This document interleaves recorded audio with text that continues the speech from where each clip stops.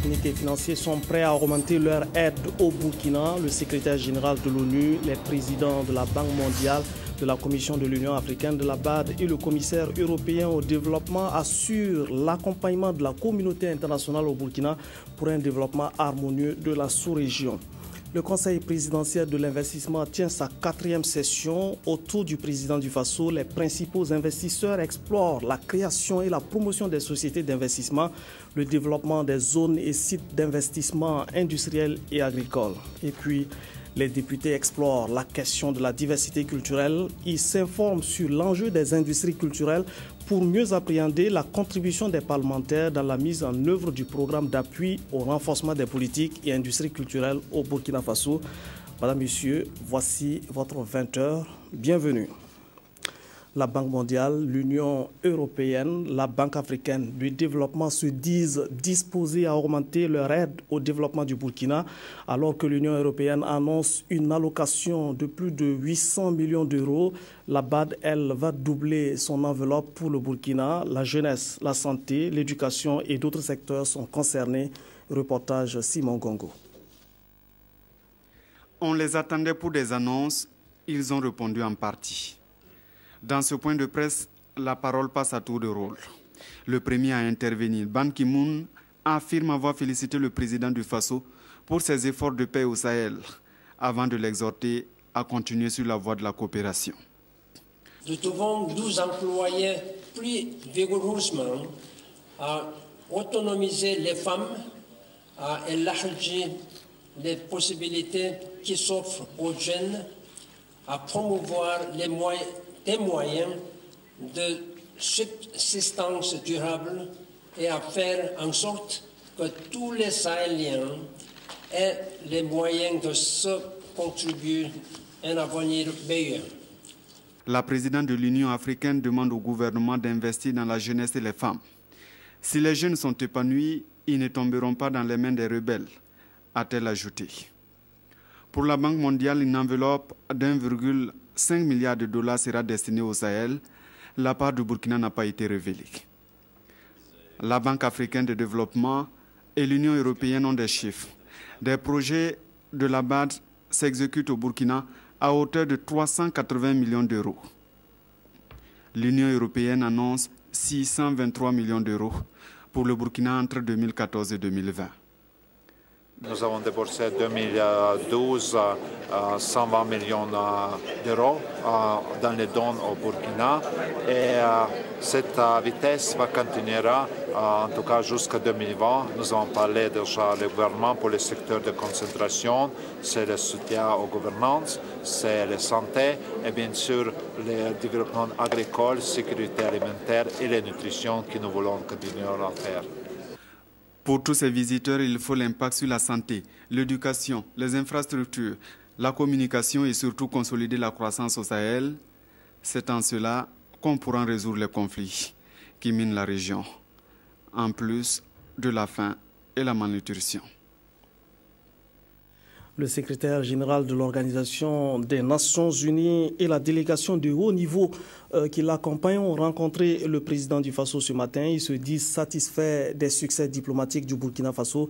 Le Burkina a été encouragé à poursuivre l'accélération de la croissance économique. La séance de travail avec le gouvernement a permis d'entrevoir l'accompagnement de la communauté internationale pour une paix durable et un développement harmonieux de la sous-région en général.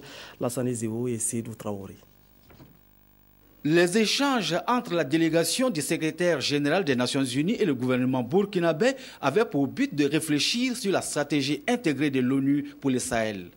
Cette stratégie porte sur le renforcement de la gouvernance, la consolidation des mécanismes de sécurité et l'intégration des plans humanitaires et de développement afin d'assurer la résilience à long terme. Nous sommes ici pour démontrer encore une fois notre solidarité avec le peuple du Burkina Faso et les peuples du Sahel. La région a trop souffert et depuis trop longtemps. Nous sommes ici pour écouter et surtout pour agir. Nous sommes ici pour écouter vos priorités et vos préoccupations. L'instabilité se retrouve un peu partout au Sahel, l'insécurité alimentaire, des phénomènes climatiques extrêmes, le crime transnational organisé. Les sujets abordés dans la stratégie intégrée des Nations Unies vont en droite ligne des objectifs visés par le Burkina Faso à travers la stratégie de croissance accélérée et de développement durable. C'est pourquoi notre pays veut tirer profit de ces mécanismes de développement. De brèves présentations ont été faites par les autorités burkinabées sur la stratégie de croissance accélérée et de développement durable et la médiation du Burkina Faso dans la résolution de la crise malienne. Nous avons au gouvernement, au niveau du Burkina Faso, présenté naturellement nos priorités qui, du reste, s'insèrent parfaitement dans le cadre de cette stratégie. Donc, nous attendons maintenant que les Nations Unies et les institutions qui ont accompagné le secrétaire général des Nations Unies puissent nous apporter maintenant concrètement leur aide, leur appui. 5 représentants d'institutions internationales et régionales accompagnent Ban Ki-moon dans sa tournée au Sahel. Il s'agit des présidents de la Banque mondiale, de la Banque africaine de développement, de la Commission de l'Union africaine, du commissaire de l'Union européenne et de l'envoyé spécial du secrétaire général de l'ONU pour le Sahel. Toutes ces personnalités ont salué les efforts du Burkina Faso dans la promotion de la paix et de la stabilité dans la sous-région. Le président de la Banque mondiale et de la Banque africaine de développement ainsi que le commissaire de l'Union européenne ont apprécié la qualité du partenariat entre leurs institutions et le Burkina Faso. Ils s'engagent à soutenir les projets de développement qui sont facteurs d'épanouissement des populations. Quant à la présidente de la Commission de l'Union africaine, elle a réaffirmé son soutien au gouvernement burkinabé dans la lutte pour l'éradication de la pauvreté, l'excision et les inégalités sociales. Pour le développement du Burkina, il faut compter également sur l'investissement privé. Le 4e Conseil présidentiel pour l'investissement s'est réuni et s'est intéressé à 2 questions essentielles, la création et la promotion des sociétés d'investissement, le développement des zones et sites d'investissement industriels et agricoles. Nous reviendrons sur cette actualité en images et en son dans quelques minutes. En attendant, il faut savoir que le Burkina accueille d'autres invités de marque, des amis venus de France, de la commune rurale de Guéré, plus précisément. Ces Guérétois sont jumelés avec la commune rurale de Zitenga et ils y ont séjourné toute la semaine dernière à Ouagadougou. Ils sont allés faire un tour à l'hémicycle pour faire connaissance avec le lieu où siègent les élus de la nation. Reportage Anna Lucie Kéré. La délégation conduite par le député maire de Guéré s'est tout d'abord entretenue avec le président de l'Assemblée nationale, Sungalo Apollinaire Ouattara. Puis, les Guérétois ont visité respectivement le bureau du chef du Parlement, la salle de presse et l'hémicycle. Toutes ces étapes étaient ponctuées de questions portant notamment sur les pratiques au Parlement burkinabé. Le maire est venu à la tête d'une délégation pour voir comment se passait la coopération que nous avons souhaitée, constructive, utile, réfléchie. Mais si je suis venu à l'Assemblée nationale, c'est que je suis aussi parlementaire. Je suis membre de la commission des finances de l'Assemblée nationale. Et j'ai eu le plaisir, il y a quelques semaines, de recevoir le président de l'Assemblée nationale du Burkina. Je suis aussi membre du groupe d'amitié, je suis le secrétaire du groupe d'amitié France-Burkina. Donc je ne pouvais pas venir sur ce territoire sans venir saluer son honorable président et lui dire tout le plaisir que j'avais d'être sur ce territoire. Depuis 2007, la commune de Guéré, comme l'a affirmé son maire, entretient des relations privilégiées avec la commune rurale de Zitenga, d'où la présence de son homologue burkinabé à ses côtés. Quand vous avez des relations importantes, il faut que les hautes autorités du pays soient informées et puissent aussi vous accompagner. Nous avons pu rencontrer le président de l'Assemblée, nous avons échangé autour de certaines questions. Ça donne confiance encore à cette amitié-là. Pour le maire de Zitenga, le partenariat qui lie les 2 communes respectives est un partenariat gagnant-gagnant. Les ordres du président de l'Assemblée nationale repartent satisfaits de l'audience qu'il leur a accordée. À l'Assemblée nationale, les élus étaient conviés à élargir leurs connaissances sur le sens de la diversité culturelle. Les députés ont pu s'informer ainsi sur l'enjeu des industries culturelles pour mieux appréhender la contribution des parlementaires pour la mise en œuvre du programme d'appui au renforcement des politiques et industries culturelles au Burkina Faso. Le compte rendu de Kwame Bama et de Oumarou Mormenga. Une rencontre d'information des parlementaires burkinabés sur la diversité des expressions et industries culturelles.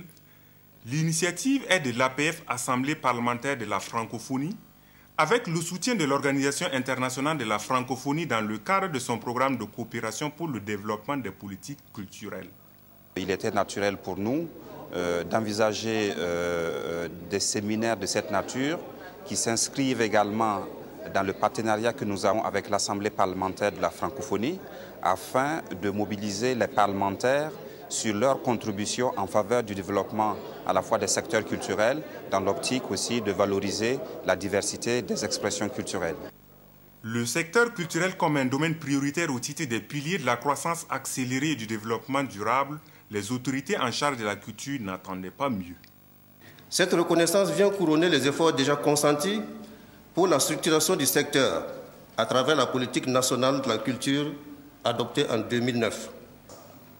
Je n'oublie pas le rôle important joué par l'Assemblée nationale pour un encadrement juridique approprié qui nous permet d'avoir des lois importantes sur le droit d'auteur, le cinéma, le patrimoine, le dépôt légal, etc. Cette rencontre a permis aux députés et à des personnes ressources du monde de la culture d'examiner l'état des lieux du développement des politiques et programmes culturels du Burkina et de partager leurs expériences et les bonnes pratiques en la matière. Les parlementaires même ont reconnu que rien ne peut se faire aujourd'hui sans la culture. Et elle est au début et à la fin de tout développement. Nous avons eu des députés qui ont mené un débat franc du financement de la culture, à la promotion de la culture, à l'éducation scolaire. Une journée de travail somme toute satisfaisante pour les élus. Aujourd'hui, on voit bien que le député a un rôle important à jouer dans le renforcement du secteur culturel. Nous avons un rôle important dans la consolidation de l'environnement juridique et législatif. Les participants à ce séminaire d'information repartent convaincus que lorsque l'on sait vivre sa culture, l'on sait également vivre ses rêves. La lutte contre l'insécurité alimentaire et nutritionnelle a besoin d'être soutenue par un partenariat plus large. Dans le même temps, le SILS va bénéficier donc de $800 000 US de la FAO pour mettre en œuvre 2 projets. Reportage signé de Jonas Wemba et de Gaëtan Oswald Segda.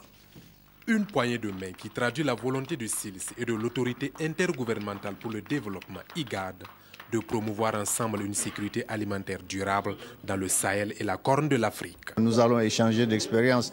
L'IGAD opère dans la Corne de l'Afrique, qui fait face plus ou moins aux mêmes problèmes. Le SILS opère dans le Sahel et l'Afrique de l'Ouest, donc avec 40 années d'expérience.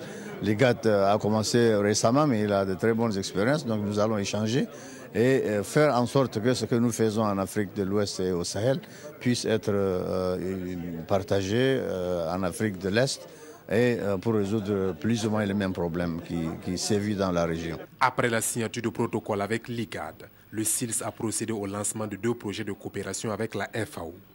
Le premier vise le renforcement des capacités des pays membres du SILS en matière de prévention et de gestion des crises alimentaires. Le second traite de la sécurité sanitaire des aliments vendus sur la voie publique. Ces 2 programmes qui sont liés et qui reflètent un peu la situation, l'excellence de la collaboration entre le SILS et la FAO, notamment dans la mise en œuvre de programmes prioritaires définis par le SILS pour lesquels ils ont besoin de l'appui financier de la FAO, mais aussi de l'appui technique de la FAO. La bataille pour l'éradication de la faim d'ici à 2020 lancée par la FAO est donc engagée. Les 3 institutions comptent conjuguer leurs efforts à ceux des gouvernements pour atteindre cet objectif au grand bonheur des populations sahéliennes.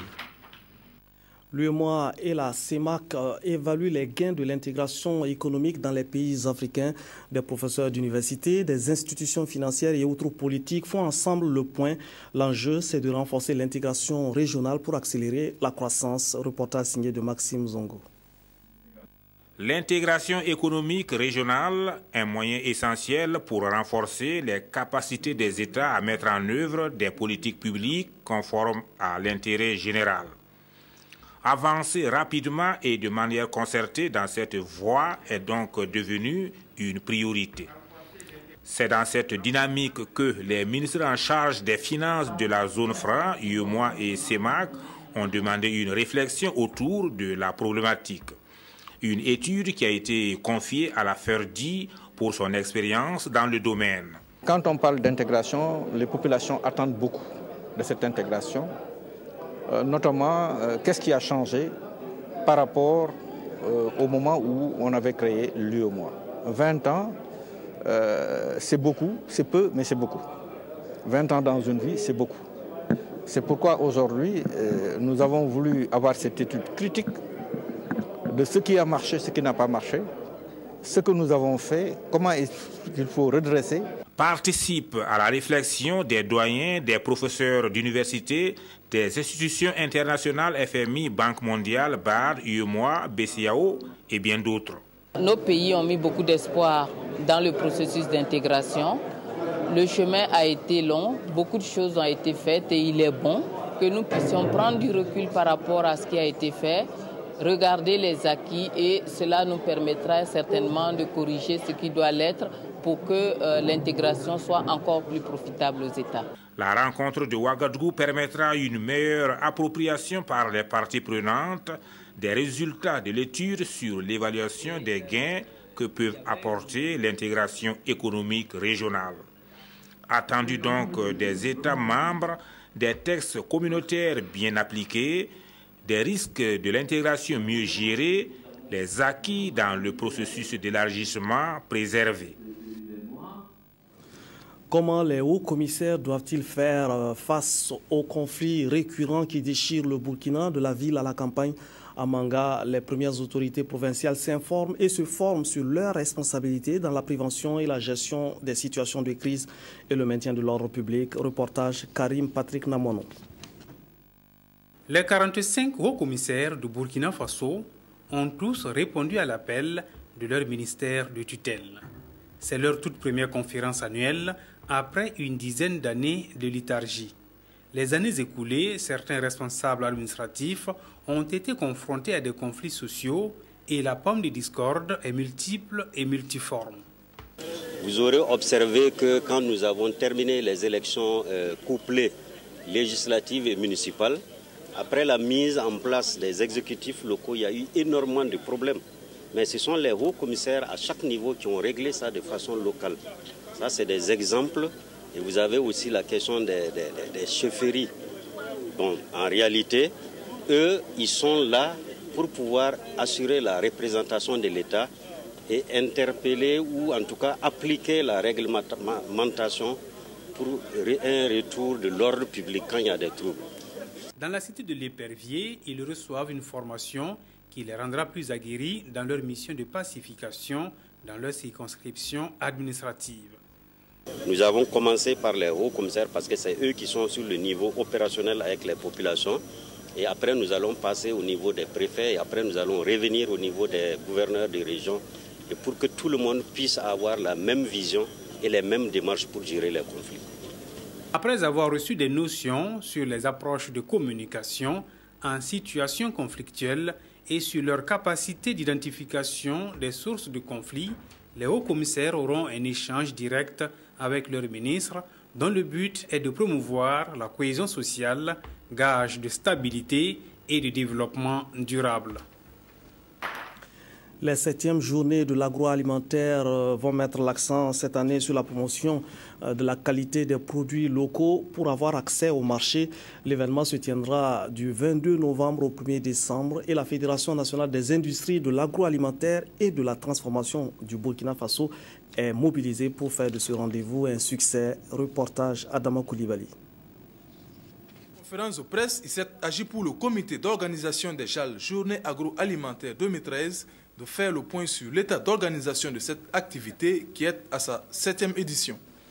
Promouvoir la qualité des produits locaux pour un accès au marché, tel est le thème de cette édition prévue du 22 novembre au 1er décembre, avec pour leitmotiv, comme depuis plus de 10 ans, le développement de ce secteur. Les objectifs des journées agroalimentaires, ils visent à créer un espace de promotion des produits locaux et susciter l'esprit d'innovation des acteurs.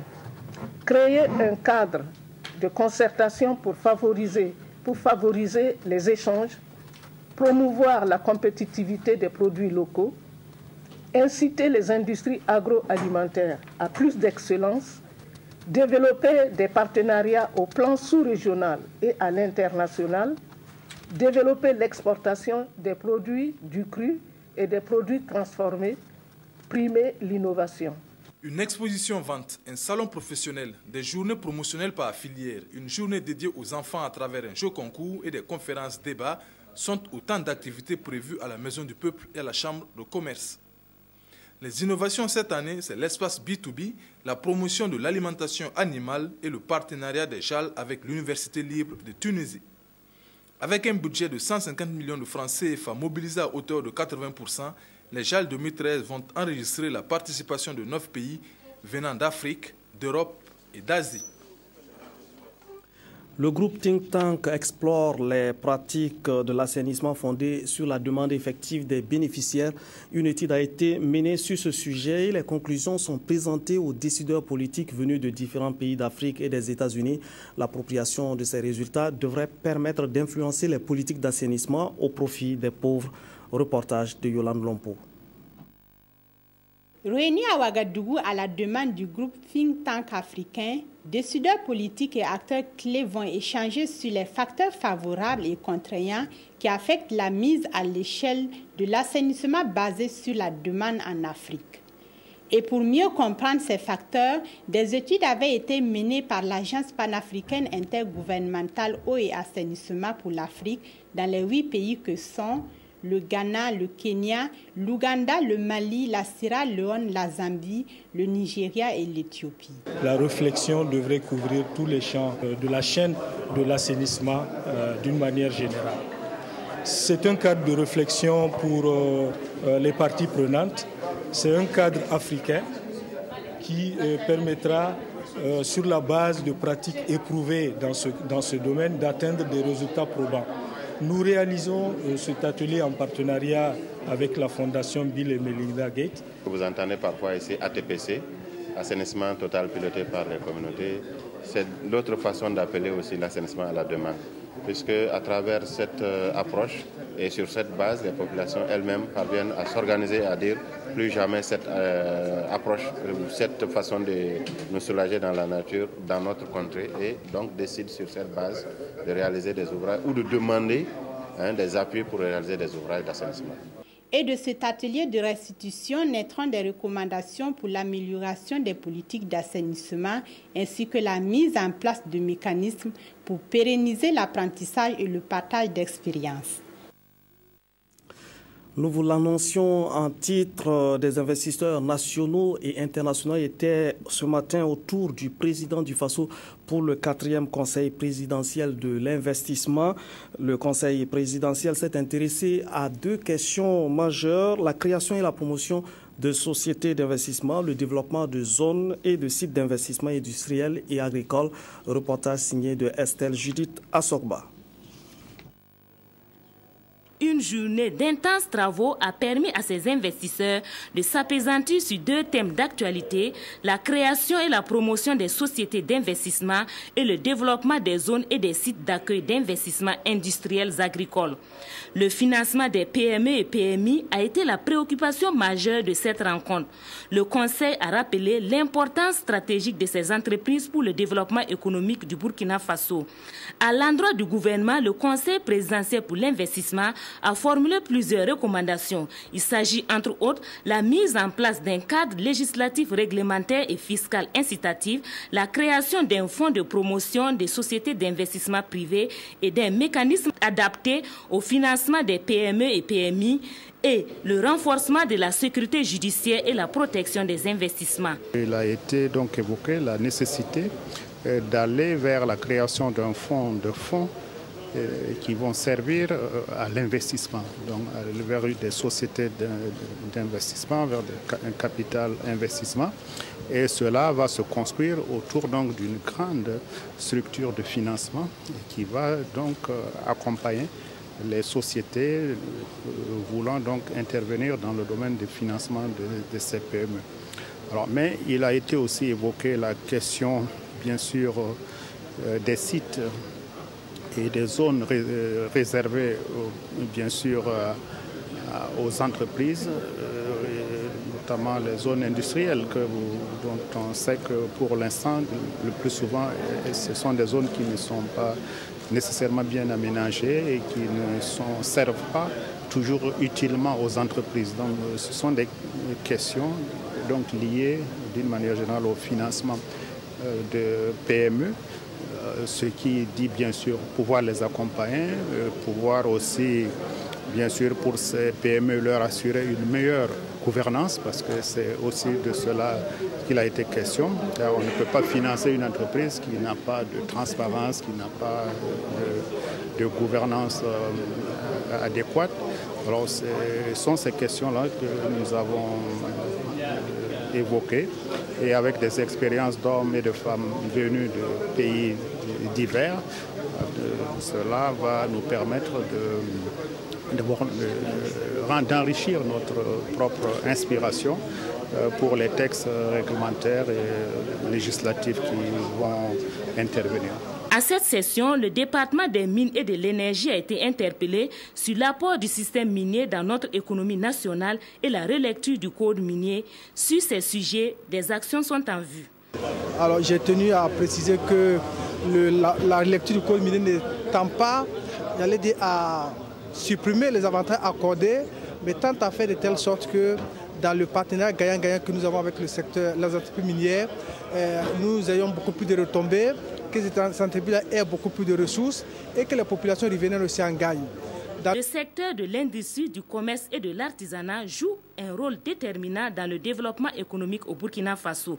Une importance particulière sera accordée à ce secteur. Pour notre secteur, c'est l'étendue, si vous voulez, l'amélioration des zones industrielles qui vont être aménagées et mises à la disposition des promoteurs industriels, aussi bien dans le domaine agricole que, je vais dire, dans le domaine de la manufacture. Un des aspects importants, c'est la gestion souple et efficace de ces zones qui, en ce moment, il y a un peu de laisser-aller. Nous estimons que les zones actuelles manquent d'infrastructures adéquates. Je vais dire les routes, l'éclairage. Et un engagement a été pris pour essayer de faire les investissements conséquents pour améliorer d'abord la viabilité de ces zones, mais également une gestion souple, les procédures pour y accéder. Au terme de cette session, les partenaires ont montré toute leur disponibilité à accompagner le Burkina Faso dans ses efforts de développement. Les membres du CPI ont aussi salué les résultats obtenus par le Burkina Faso en matière de réformes économiques. Ils ont par ailleurs insisté sur la nécessité de poursuivre ces réformes, notamment la nécessité d'enclencher une deuxième génération de réformes sur l'environnement de l'investissement en vue de mieux accompagner la SCAD. Nous reviendrons largement sur cette actualité au cours de nos prochaines éditions. Et il faut savoir que Djibrina Bari, le secrétaire permanent du CPI, sera l'invité du 20h demain. L'association de développement pour servir la communauté offre des consultations de cataracte dans l'espoir de redonner la vue à ceux qui souffrent de ce mal. 7 jours d'opération sont engagés à partir de ce jour et visent à assurer une prise en charge de 120 personnes. Mais avant de revenir sur cette actualité, la BBF exhorte les conseils régionaux à s'impliquer dans la mise en œuvre du plan national de la planification familiale. Il faut maîtriser l'accroissement de la population et pour l'association pour le bien-être familial, les autorités locales doivent s'engager. Reportage de Zalissa Sanfo. L'Association burkinabé pour le bien-être familial veut compter sur les présidents des conseils régionaux pour une meilleure planification des naissances au sein des familles. Cet atelier vise à faire un plaidoyer auprès de ces élus locaux afin qu'ils soient des ambassadeurs de la structure dans leur collectivité. Avec un taux de croissance de 3,1% de la population, est-ce que le Burkina peut atteindre son développement sans maîtriser un peu sa population? Dans le sens que nous pensons qu'avec les acteurs de terrain, notamment les conseillers régionaux, c'est eux seuls qui sur le terrain peuvent donc nous aider donc à mieux conduire, à mieux sensibiliser la population. Selon l'enquête démographique et de santé de 2010, une femme a en moyenne 6 enfants au Burkina. Si cette tendance se poursuit, le pays comptera à l'horizon 2050 près de 55 millions d'habitants. Plus on maîtrise le nombre d'habitants, mieux on planifie et le mieux-être des populations que nous recherchons est tributaire de toutes ces analyses. Le plan national de relance de la planification familiale vise à accroître la prévalence contraceptive de 15 à 25% et le gouvernement espère enregistrer au moins 32 000 nouvelles utilisatrices des services de planification. Vous l'avez noté, c'est un reportage réalisé par Zalissa Sanfo avec la complicité de Oswald Gaëtan Segda. L'association de développement pour servir la communauté offre des consultations de cataracte dans l'espoir de redonner la vue à ceux qui souffrent de ce mal. 7 jours d'opération sont engagés à partir de ce jour. Elle vise à prendre en charge 120 personnes. Reportage de Zalissa Sanfo et de Frédéric Etienne Bassenga. Mamounata Ouedraogo, ce sont 119 autres personnes issues de couches défavorisées de Ouagadougou qui verront leurs cataractes soignés. L'initiative est de l'association de développement pour servir la communauté. Pour elle, il n'y a rien de plus grand que de venir en aide à son prochain. Vraiment, je suis très contente. Puisque je partais au marché et j'ai vu l'attroupement. Je me suis arrêtée pour avoir les nouvelles. Quand j'ai appris la nouvelle, j'étais vraiment contente parce que ça va soulager beaucoup de personnes, puisque le problème est presque général. On leur souhaite courage et une continuité. C'est un geste qui va se poursuivre dans plusieurs localités du Burkina. Et pour ces actions à venir, l'association compte augmenter le nombre de bénéficiaires. Dans les cataractes, parce qu'on a vu que le cataracte constitue 65% des causes de la cécité aussi au Burkina Faso et 25% des causes de l'handicap. Les personnes handicapées, c'est à cause de la cataracte. Donc on a intervenu pour la réduction de cette maladie, mais nous voulons, Inch'Allah, intervenir aussi dans d'autres pour la réduction de d'autres maladies. Donc dès qu'on extrait le chrysalin, on met un implant de chambre postérieure qu'on appelle couramment chrysalin artificiel. Si cet implant est bien posé, la personne retrouve bien la vie. En une année d'existence, l'association de développement pour servir la communauté a déjà contribué à plus de 60 millions de francs CFA en termes d'aide aux populations vulnérables. L'ambassadeur du Burkina en Italie visite les locaux de la RTB2 Centre-Est. Raymond Balima a voulu s'enquérir de l'évolution de la mise en place de cette structure déconcentrée de la radiodiffusion-télévision du Burkina et encourager les agents qui sont sur place. Reportage par Daniel Kambou. C'est à l'invitation de ses premiers responsables que l'ambassadeur du Burkina en Italie a visité les locaux de la RTB2 Centre-Est, dont le siège est à Tinkodogo, le chef-lieu de la région. C'est un personnel uni et mobilisé qui l'a accueilli à son arrivée sur les lieux. La visite guidée a permis à Raymond Balima de découvrir les différents bureaux, mais aussi les différents équipements déjà installés. Des caméras au nombre de 3, mais aussi 2 tables de montage en phase de test. Il n'y aurait pas que la RTB2 Centre-Est sera un facteur déterminant dans la prise de conscience de ces jeunes-là qui, pour certains, ont fait 10-15 ans sans rentrer au pays et qui ne connaissent pas du tout les réalités de leur pays. Et nous avons bon espoir qu'avec le lancement du bouquet africain au niveau de l'Italie, parce qu'avant on n'avait pas de possibilité de visionner la RTB, ce qui est effectif depuis le 28 octobre, nous espérons qu'après tout ça, et avec le concours de la RTB2, les Burkinabés dont pratiquement 90% viennent de cette région, vont pouvoir donc se délecter. C'est donc cet objectif que poursuit la radiodiffusion-télévision du Burkina à travers la mise en place des RTB de région. Fils de cette région, Raymond Balima a promis être à l'écoute des préoccupations de la RTB de Centre-Est afin de lui permettre de répondre à ses missions. De la culture à présent, l'association Top Animation Tout Neuf organise pour la 3e fois la compétition en musique et danse traditionnelle. L'événement se déroule dans la cité du Cavalier Rouge et mobilise des troupes, au moins 13 troupes. Reportage signé de Issa Cyril Yelemou et Oswald Gaëtan Segda. Trophée Larlenaba Apga, principale attraction d'une nuit, celle de la compétition en musique et danse traditionnelle du Centre-Ouest. Pour la 3e édition, 13 troupes, dont 10 en catégorie adulte, ont rivalisé sur le podium du théâtre populaire de Koudou. C'est pour la préservation de notre culture que nous avons institué cette compétition. Préserver notre culture et aussi la promouvoir. À l'arrivée, les troupes de Vili et de Zoula se classent premières dans les catégories adultes et jeunes. Elles reçoivent chacune un trophée, la somme de 75 000 francs CFA et des gadgets. Chaque troupe en compétition a par ailleurs reçu 100 000 francs CFA du parrain. Je crois que dans un monde en pleine crise, il est utile que tout ce qui peut nous amener la paix, que nous puissions réveiller cela. Et vous savez également qu'on dit que la culture, c'est ce qui vous reste quand vous avez tout perdu. Je crois que la culture aujourd'hui, nous devons la valoriser pour qu'elle soit un facteur donc, de paix, un facteur donc, de civisme. Les jeunes sont en train d'abandonner notre culture et cela au profit de celles étrangères. Nous devons ensemble travailler et développer le patrimoine de la musique traditionnelle. Cette 3e édition a connu l'accompagnement du Zougnanzaka.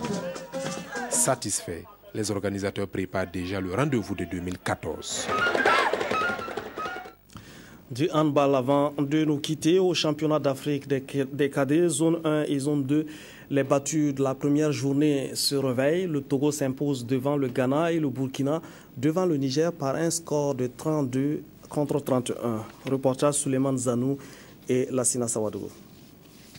Les étalons doivent se reprendre après leur défaite lors de la première sortie face au Bénin. Le Burkina va réussir son entame de match et mener 6-1. Une première mi-temps bien maîtrisée par les poulains de Sirima Babanier qui ont baladé leurs adversaires 13-5 pour les étalons. 3 minutes de relâchement pour les étalons à l'entame du second round. Après quoi, les Burkinabés reviennent bien. Une rencontre de cadets qui fait office de stage pour les arbitres aussi. Les superviseurs par moment arrêtent la partie pour des recadrages avec les jeunes arbitres. La manche se termine avec 1+6 pour les étalons à la fin de la deuxième mi-temps. La troisième mi-temps sera de loin la plus électrique. Le MENA sûr de sa force et amené par un Kader Boureima va faire son retard et semer le doute dans l'esprit des jeunes Burkinabés qui découvrent là la haute compétition et sa pression. Les derniers moments seront très disputés et c'est à l'arraché que le Burkina signe sa première victoire dans le tournoi sur le score étriqué de 32-31.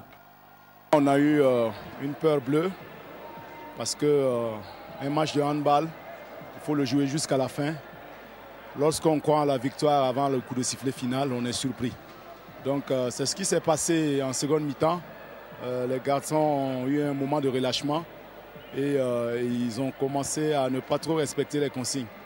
C'est dû à l'inexpérience. Alors au Burkina, on joue tout le temps en plein air. On n'est pas habitué au jeu rapide. On n'est pas habitué à une certaine pression. En première rencontre de la journée, le Togo en vert avait fort à faire face au Ghana en blanc. Les cadets togolais défaits lors de la première journée se sont bien repris face au Black Star. Une bonne entame de partie qui a permis aux éperviers de dérouler par la suite. 8-6 en première mi-temps, puis 20-15 en seconde période, avant de terminer la partie en roue libre sur le score de 32-25. Avec ces différents résultats, le tournoi est relancé, même si pour bon nombre d'observateurs, le Bénin semble avoir les arguments pour briller. D'autant plus que la formule de poule unique oblige toutes les équipes à s'affronter. Voilà, c'est la fin de cette édition. Merci de nous avoir suivis. Excellente suite de programmes sur la RTB.